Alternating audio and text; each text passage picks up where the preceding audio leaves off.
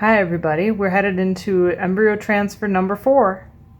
I've had 3 prior embryo transfers which resulted in twin set 1, twin set 2, and twin set 3. Are we going for set 4? Follow me to find out. Let's get started.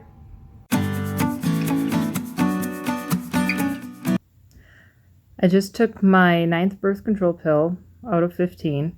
Last time I had to take 19, and I'm so glad I only have to take 15 this time because I hate them.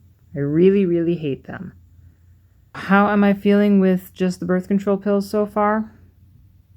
I'm tired. I have more acid reflux. I just feel crabbier. Probably because I'm tired. That happens every time. We knew that was going to happen. I don't feel like I'm as crabby as I was last time, though. But I feel like I am more tired. And I admit that I'm not getting enough sleep. I mean, I have 6 kids. That's just part of it. But this is more than that. It's more than just not getting enough sleep. Even if I sleep, I'm still tired. I just feel tired. I did not end up having to go down to the clinic just before I started birth control pills because that initial set of labs that they would do, that's only if we were going to try to have insurance cover the transfer itself, which I already know that insurance is not going to cover the embryo transfer. They might cover some of the diagnostics and the medications, but they will not cover the transfer. I have all of the appointments up to the transfer scheduled now.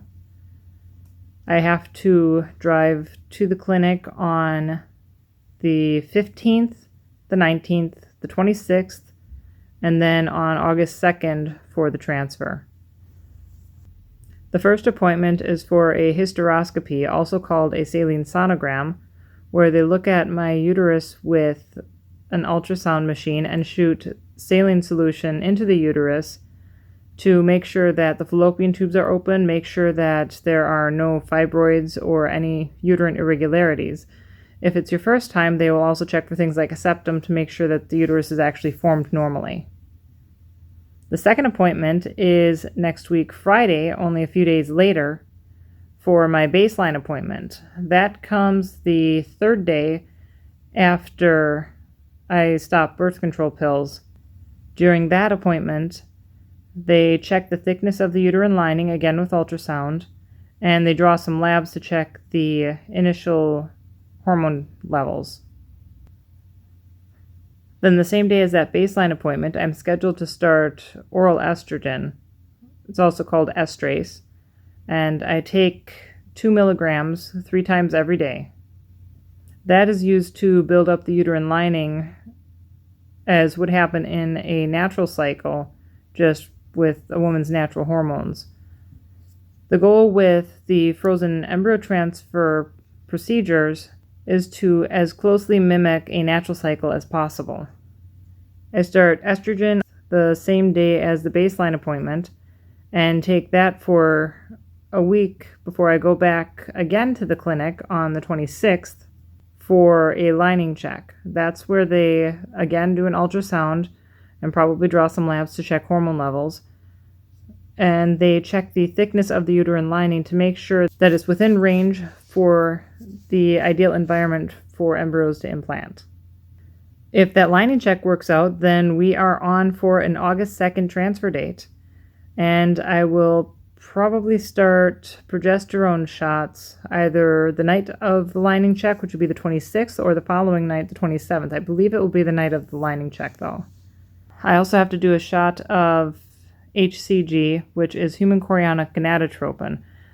At least that one is subcutaneous, which means it's a really small needle that just goes under the skin. It's really short, it's really fine, and it stings a little bit, but it's not too bad.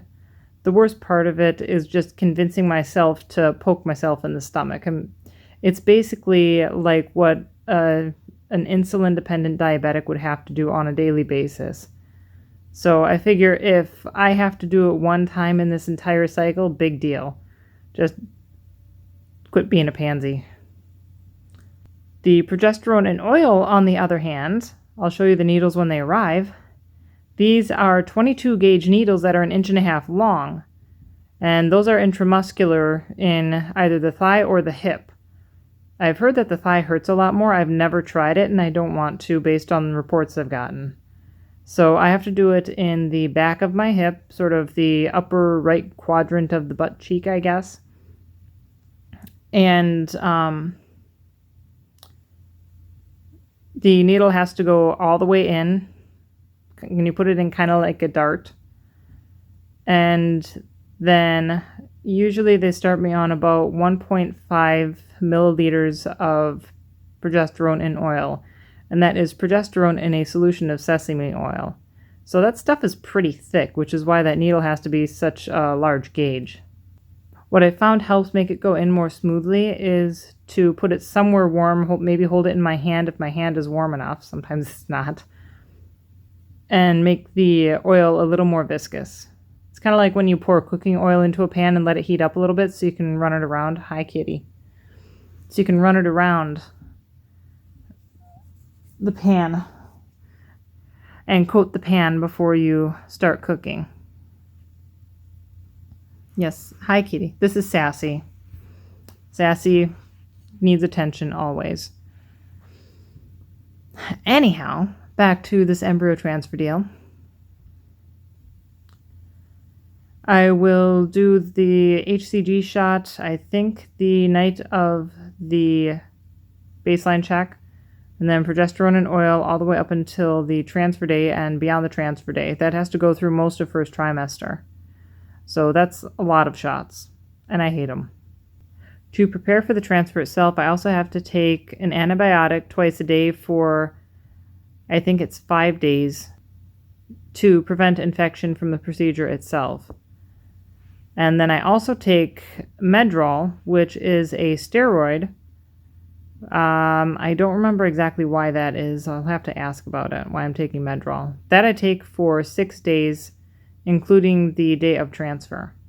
On the morning of the transfer, this clinic uses a progesterone suppository called Prometrium. It can also be used orally.